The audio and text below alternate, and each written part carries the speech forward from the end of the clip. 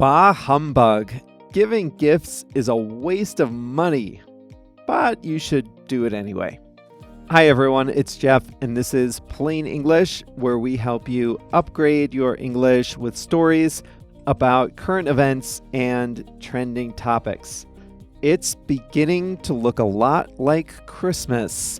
It's Thursday, December 19th, 2024, and there are just a few days left until the biggest gift-giving holiday in many cultures. Christmas Day is on Wednesday. And that morning, a lot of kids and adults will unwrap presents and see not what they wanted, not what they would have gotten for themselves. Giving gifts during the winter holidays or at any other time of the year comes with the risk that the recipient won't like what you've selected. So how do you navigate that? That's what you'll hear about in today's story. By the way, this is the last new episode of the year. For the next 2 weeks, we'll bring some older lessons up to the top of your podcast feed to enjoy for the rest of the year. In the second half of today's episode, you'll learn the English expression down the line. This is episode number 737, so you can find the transcripts, exercises, and more at plainenglish.com/737. Before we start today's story, I'd just like to remind you that the podcast is just one part of how we can help you upgrade your English skills. At plainenglish.com, you can make faster progress with active learning strategies. You can take quizzes, do activities, listen to the fast version of the audio, watch video workshops, practice what you learn, and even join a live call with JR and me. It's all about helping you build your skills to become a better, more confident English speaker. Sound good? Go to plainenglish.com to start your free 14-day trial today. Now, let's jump into today's story.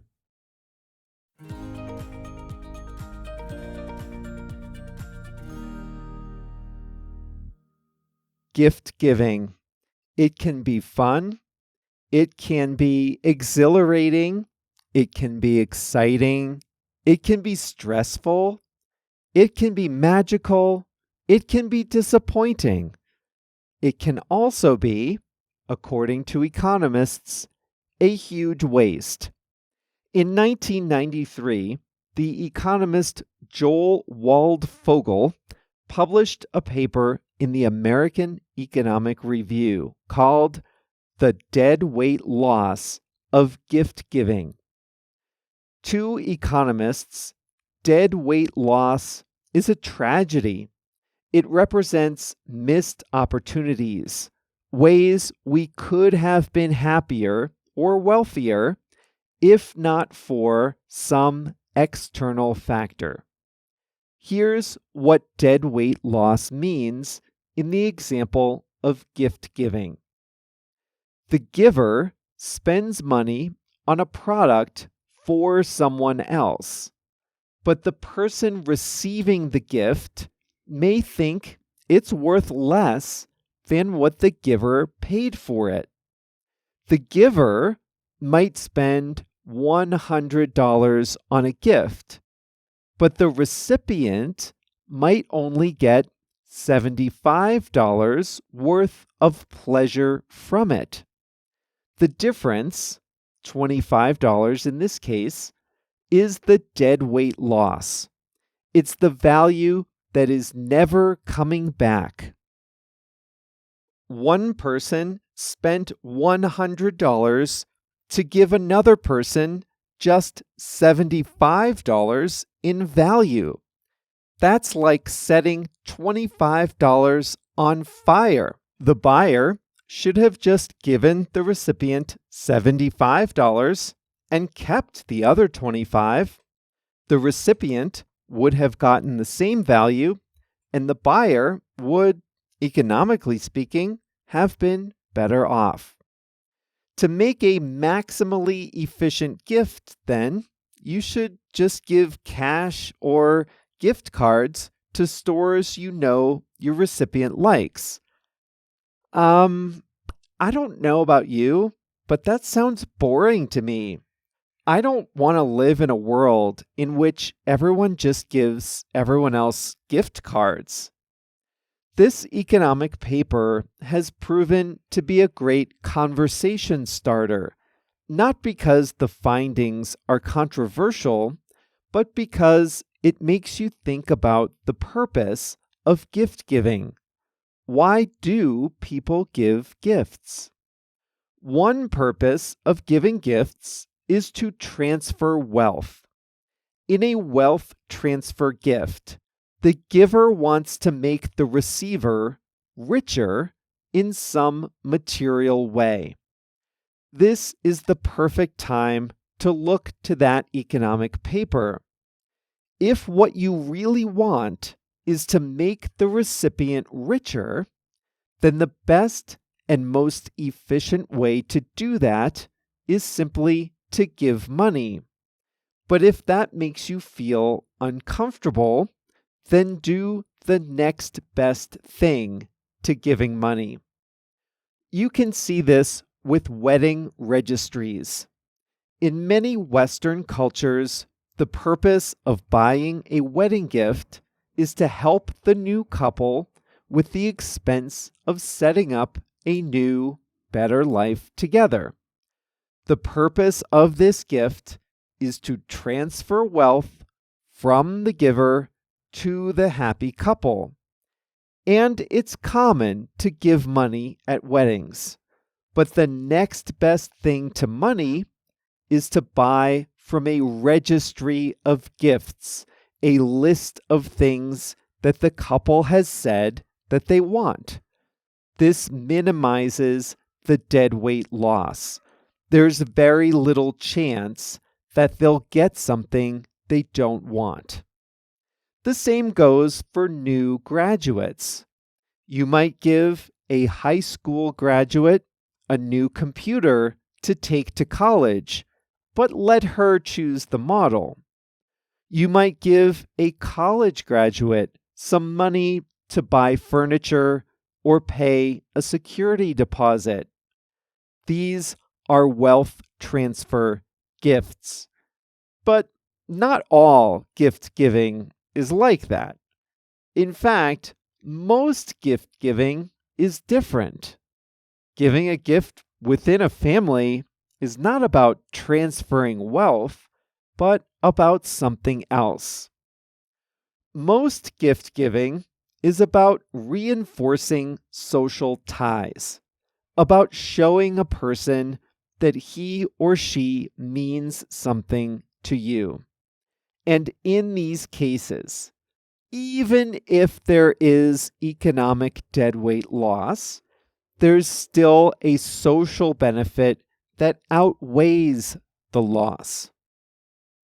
I don't like using cliche examples, but I'm going to in this case. Let's say a woman gives her husband a watch that costs $500. The man might only have paid $400 for that watch if he were shopping for himself. Now, economically speaking, the couple is $100 worse off than if the man had just bought a watch for himself. But socially speaking, they are probably better off.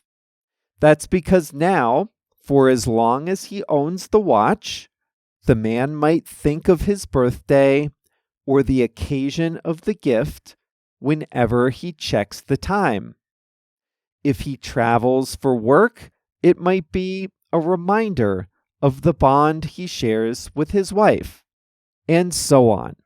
That's social connection, and it's worth more than $100, so both sides probably are better off.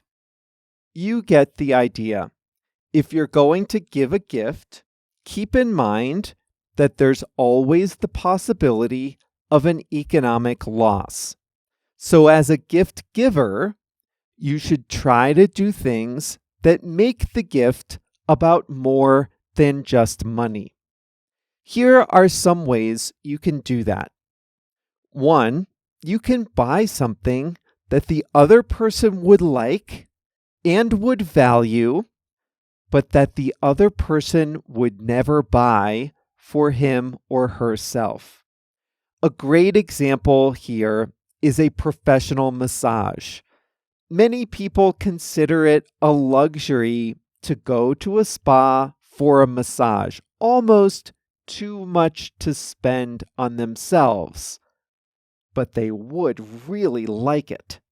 So giving a gift certificate for a massage is great because it alleviates the guilt a person might feel when paying for a massage. I might feel guilty. I might feel bad about spending $200 on a massage, so I don't do it. But if someone gives me a coupon for a massage, I don't have to feel guilty about getting it. The gift is the massage, yes, but the gift is also taking away the guilt, and you can't put a price on that. Number 2, you can give a gift that introduces a person to a new thing or a new experience. Imagine you have someone on your wish list that loves musicals but has never been to an opera. You could buy tickets to the opera. Maybe he'll like the opera, maybe he won't, but either way, he will have had that new experience. Even if he doesn't like the show, well, at least he has a good story and now he's had that experience. A third thing you can do is add meaning to something with a modest monetary value. This is very, very common. How much does a hardcover book cost? $20 maybe?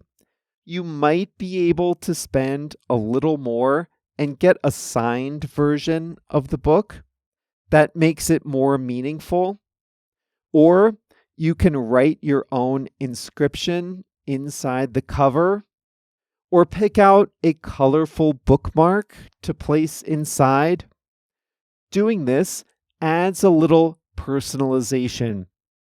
It adds a little social value. This is a good time to mention handmade gifts. If you make something by hand, you put a little of yourself into the gift. That's something you can't buy in a store.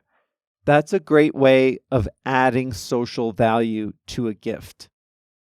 Now, the best gifts make a person feel seen and appreciated. And the best gift givers think about giving year-round. They don't just Google Best Gifts 2024 a few days before Christmas. So if you missed this holiday season, don't worry. Start a list on your phone and start collecting ideas for the people you care about. Do that right away, and then you'll have gift ideas for when you need them.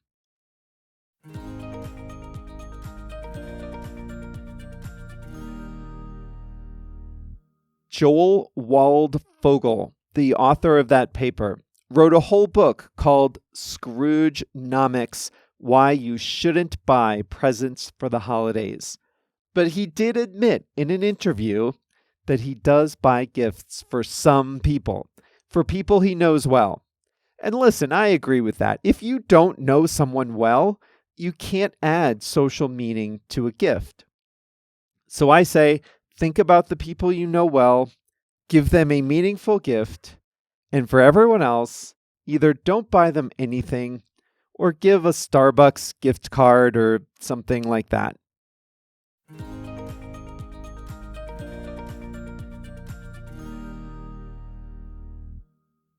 Today, you'll learn the English expression down the line.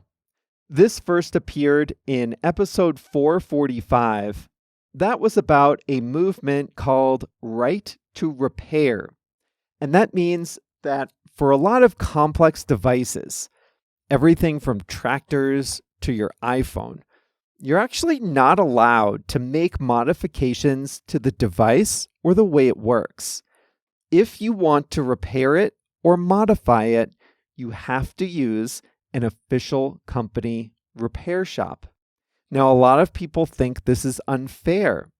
They think they should have the right to repair their own devices. Now, you can do it now. You can open your iPhone and start messing around. You can try to repair your own John Deere tractor, but that can cause problems down the line. And now it's time for you to learn what that means, to cause problems down the line.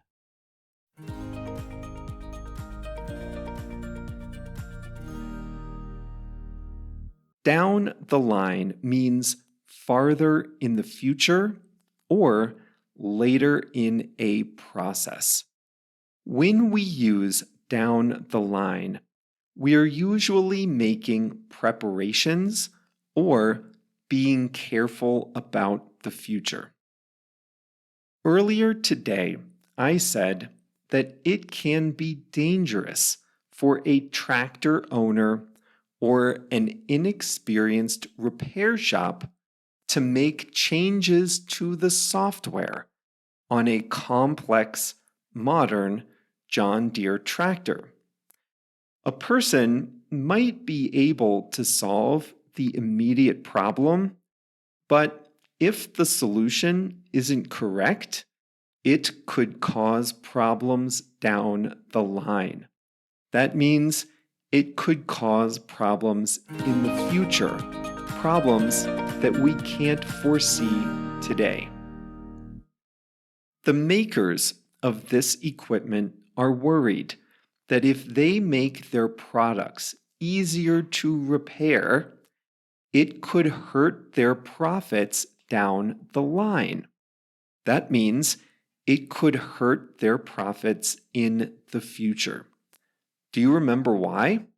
Well, for one thing, John Deere makes a lot of money on repairs and replacement parts. And Apple loves to sell you a new device rather than fix the one you have. If these companies make their products easier to fix, they might not lose much money the first day or even the first year, but they'll probably lose money down the line. They'll lose money in the future. This is going to cause problems down the line. That's something you can say if you're doing something today that will make things harder in the future. Now, some of you have been with me here and with JR here at Plain English since the very beginning. Do you remember the first website? Oh man, I don't even want to think about it. Going back 3-4 years, the way I originally put content on the website was unorganized. It caused lots of problems down the line when I wanted to change the look and feel of the site. You can sometimes use this if you want to say that something will happen at an unspecified time in the future. If you're young, you might like living in a big city. But do you want to live there forever? Maybe not. You might say, I'll want to leave the big city down the line, but for now, I'm happy here. That means maybe sometime in the future you'll want to leave, but not now.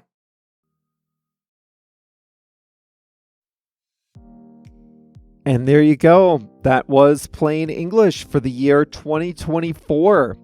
We ended on episode number 737. Can you believe that? What a year it has been. We celebrated our 700th episode in style this year. We've had a lot of new Plus members, some great new features in the membership, and I have a lot planned for next year. So thanks for sticking with us for all of 2024. JR and I will see you for some more Plain English in the new year. And don't forget, if you have some free time during the holiday period, check in for some classic episodes in your feed over the next 2 weeks. From all of us at Plain English, happy holidays, Merry Christmas, and Happy New Year. We will see you in 2025. Congratulations! You just learned a new English expression. But do you feel ready to use it in the real world? Just how confident are you? What if you could take a quiz to confirm your understanding? And what if you could write your own sentence using the expression you just learned and get human feedback from an expert English speaker? Believe it or not, we offer exactly that at plainenglish.com. Every time you learn an expression with Plain English, you can write your own example using that expression. And then an expert English speaker, that's me, an expert English speaker will read your example and give you personal feedback on how to improve. In other words, you can make all your mistakes with us in a friendly, supportive environment. And then you'll be an expert when you use the expression out in the real world. If that sounds good to you, then go to plainenglish.com and start your free 14-day trial. Practice as many English expressions as you like, and you'll get feedback on every sentence. Go to plainenglish.com to start your free 14-day trial today.